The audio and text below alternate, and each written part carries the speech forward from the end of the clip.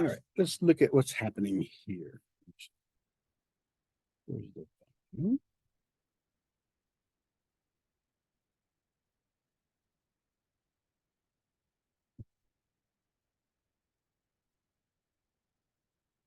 no volume.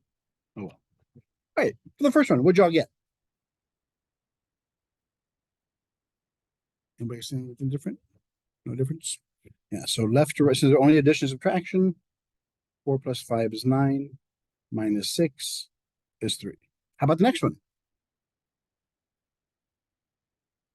Anybody else, anything different? Okay, we'll do inside the parentheses. 4 minus 5 is what? Why is it negative 1? Because 5 is bigger than 4 and it's negative. So the sign's negative. 5 minus 4 is 1.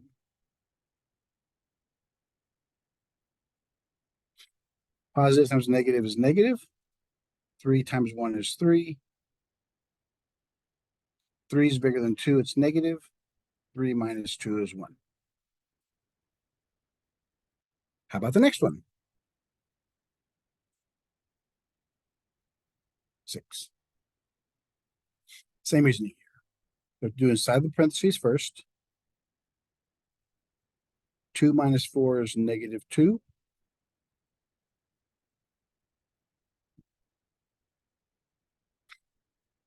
Multiplication. In front of every parenthesis is always at least a 1, unless it's otherwise stated. So it's negative times negative. Negative is a positive. 1 times 2 is 2.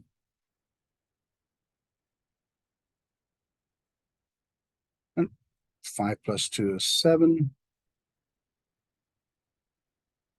7 plus 3 is 10. The answer is 6. Because now at this stage here, we're all just addition and subtraction. How about this last one?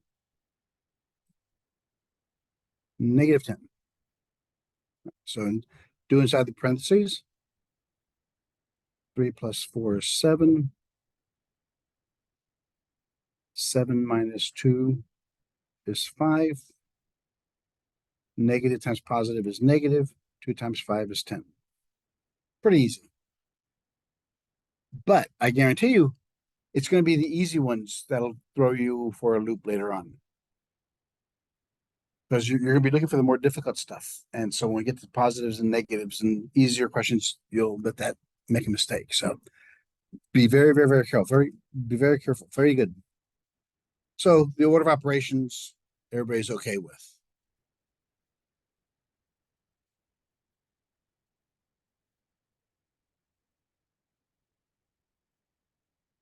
Special operations.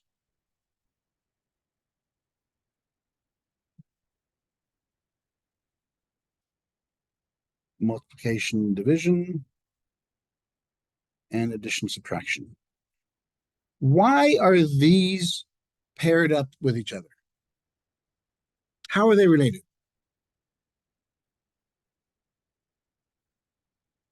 No. Very good. They're opposites of each other. They're inverses. The opposite of multiplication, division. The opposite of division is multiplication. And it's likewise down here.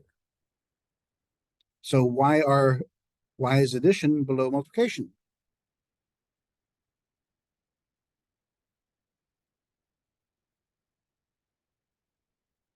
What is multiplication?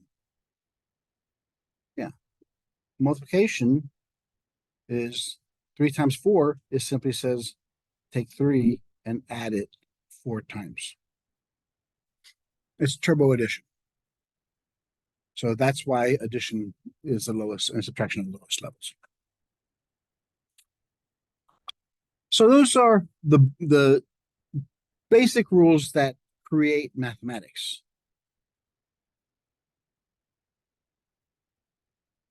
What are properties?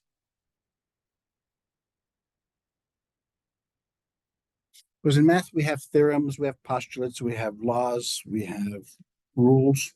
What are properties?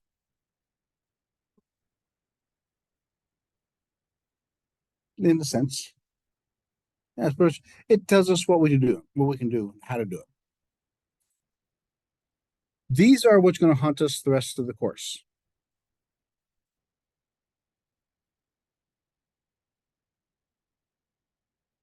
The first one is commutative property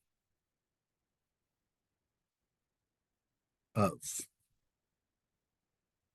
What does to commute mean? Well, yeah, exactly. That's exactly right. This property deals with moving. The first one, commutative property of addition.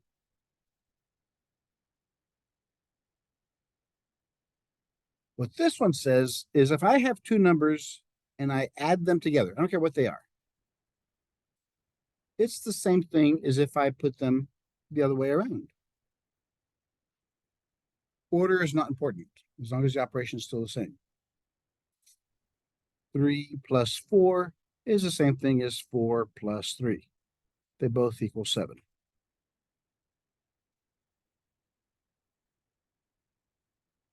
Same thing with multiplication.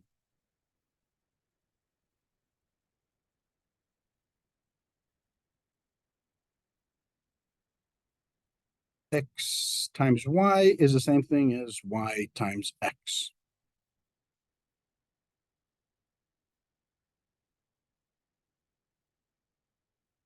Three times 4 is the same thing as 4 times 3. They both equal 12.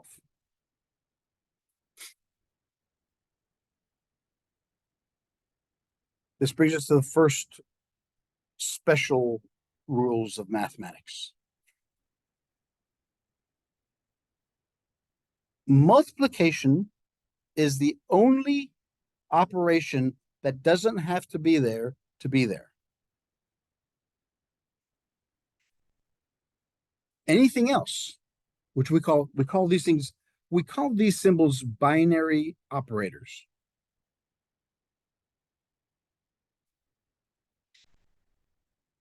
Why binary? Because in order to mean anything, they have to have two numbers, one in front, one behind. Everything else. In addition, you have to have a number in front and behind. Subtraction, same thing. If you don't have a number in front, then it's just a negative sign. It's not a subtraction sign. And division, same thing. You have to have a numerator and denominator. But multiplication,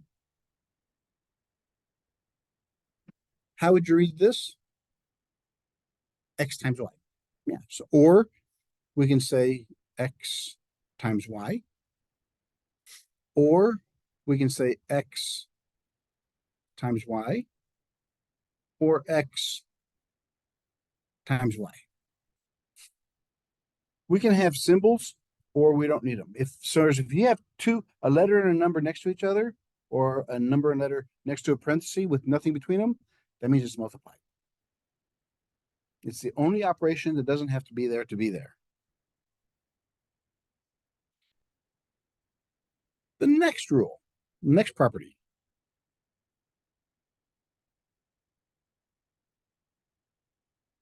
The associative property of. What does to associate mean? Starts with a G, group.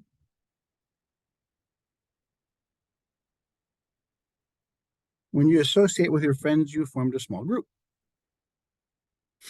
And there's two of them. The associative property of addition says this. X plus Y plus Z equals X plus Y plus Z. That's true, isn't it? X plus Y plus Z is X plus Y plus Z. But there's nothing in our known universe that can process more than 2 bits of information at any one time. So if I gave you 3 numbers, 3 plus 4 plus 5, if I gave you 3 numbers, what would you do first? Yeah, you start left to right. Those are your two numbers. But with the associative property, it tells us, it groups us, it tells us what to do first.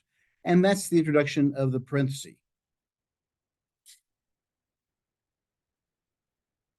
Parenthesis tells us do this first. It's a special operation.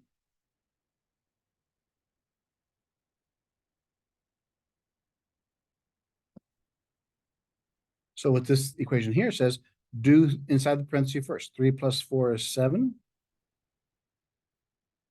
7 plus 5 is 12.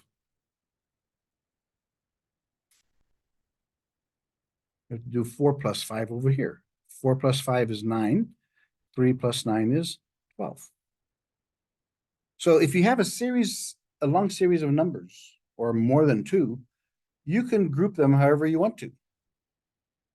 Thanks to the commutative property, you can move them around, and associative property, you can tell me to do these first.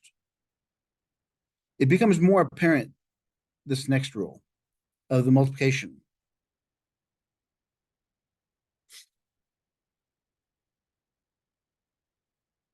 X times Y times Z, X times Y times Z.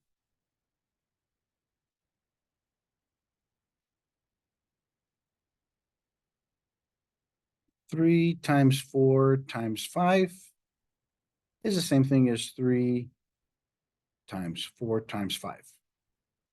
Do those and tell me which side's easier.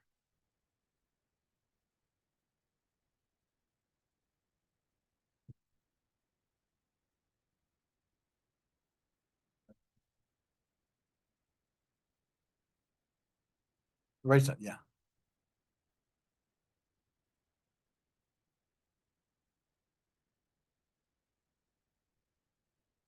There's less chance of mistake on the right-hand side.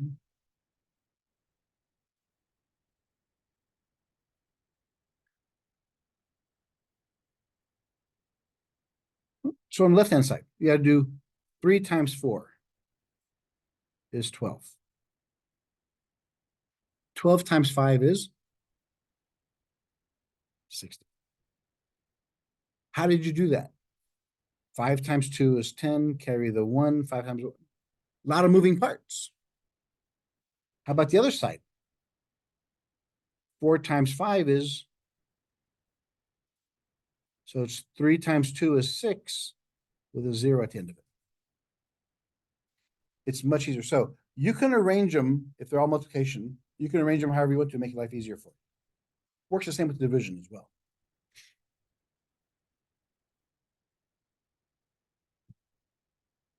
This next rule, the distributive property, is the most important of all of them, because we'll be using this property more than anything.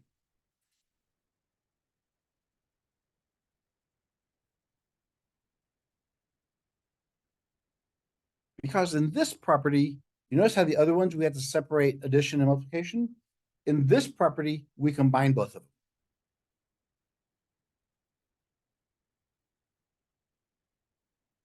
A can be anything.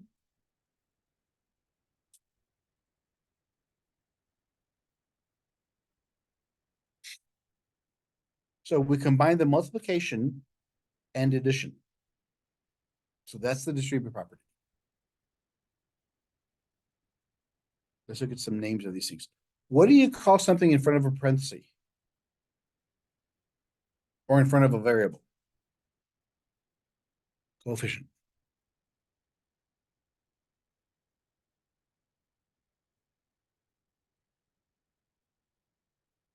When we say coefficient, we mean the number out in front.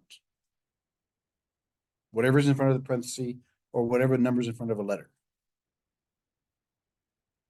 So what this rule tells us to do, it tells us the coefficient is multiplied, it's a times x plus y. So we have a times x is ax. Positive times positive is positive. A times y is ay.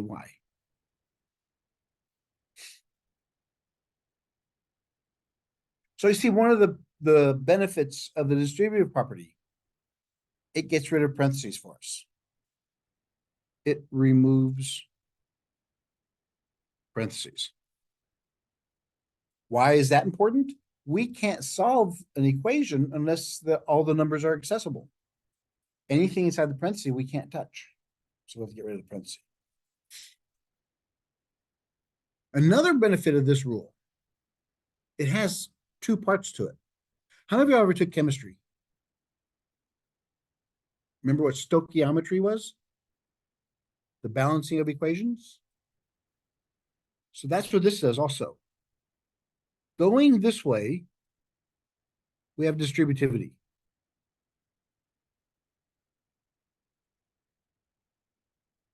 We're just taking the coefficient, multiplying everything. But going this way, what is that called? When we take an equation like this and separate it, what's it called? Very good. It's called factoring.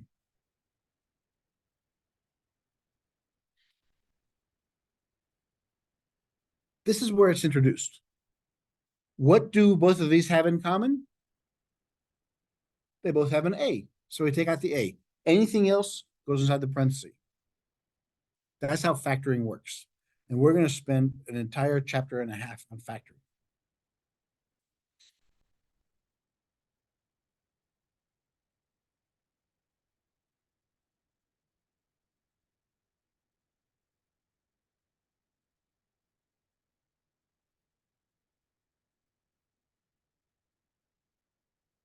The identity property of what do you think the identity property is all about?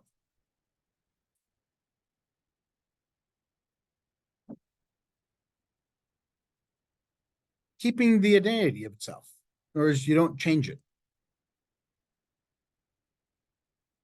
So the identity property of addition says this: X plus what gives me X?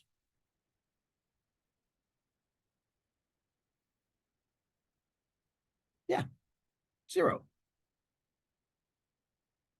In other words, 4 plus 0 equals 4. It keeps its identity.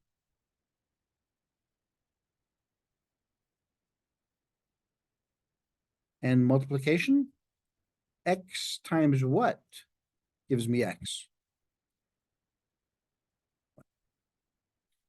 4 times 1 is 4. It keeps its identity.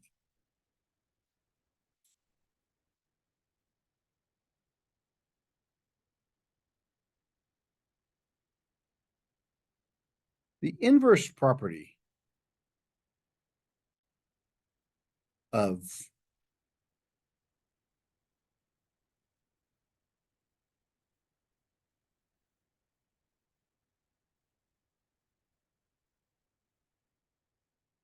what is inverse? Opposite. So what does an opposite do?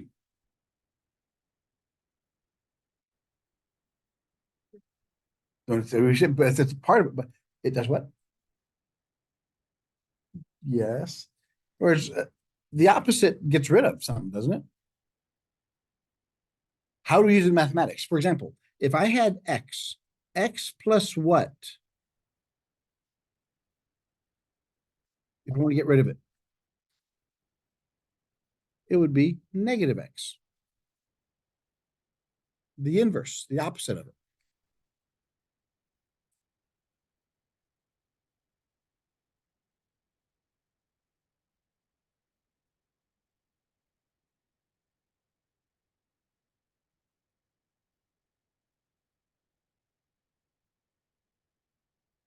Not 0. 1.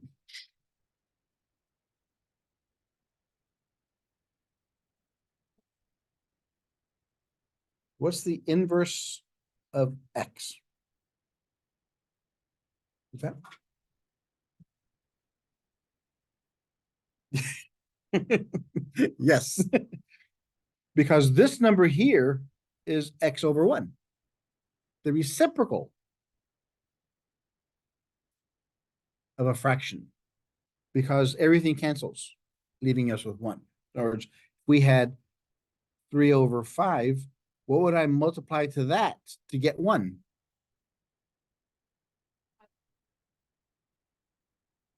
How about if it was -2/3?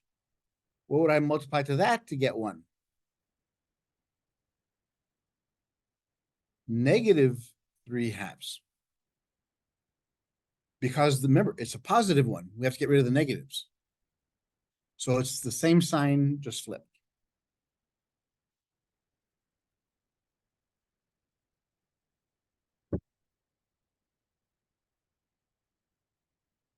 The nullity property of addition. What does null mean? Nullity?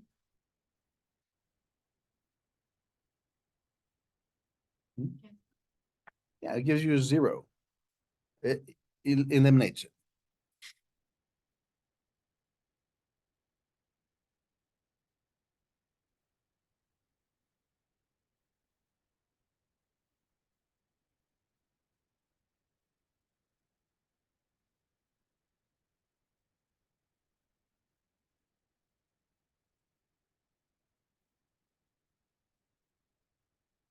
So what would I have to add to x to get 0? -x. What would I have to multiply to x to get 0? 0. Anything times 0 is 0.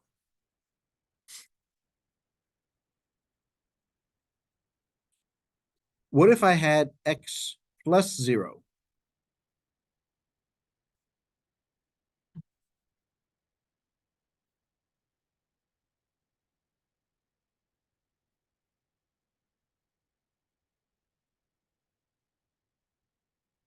Why aren't any of these subtractions?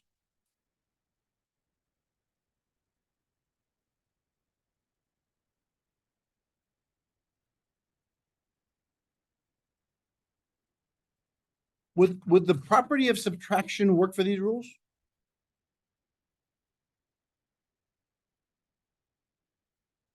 Let's look at the first one.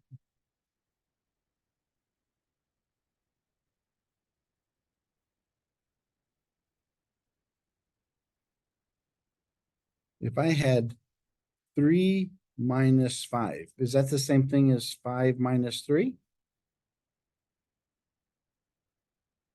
-2 and 2, it's not equal. So, but we use negatives, I mean subtractions,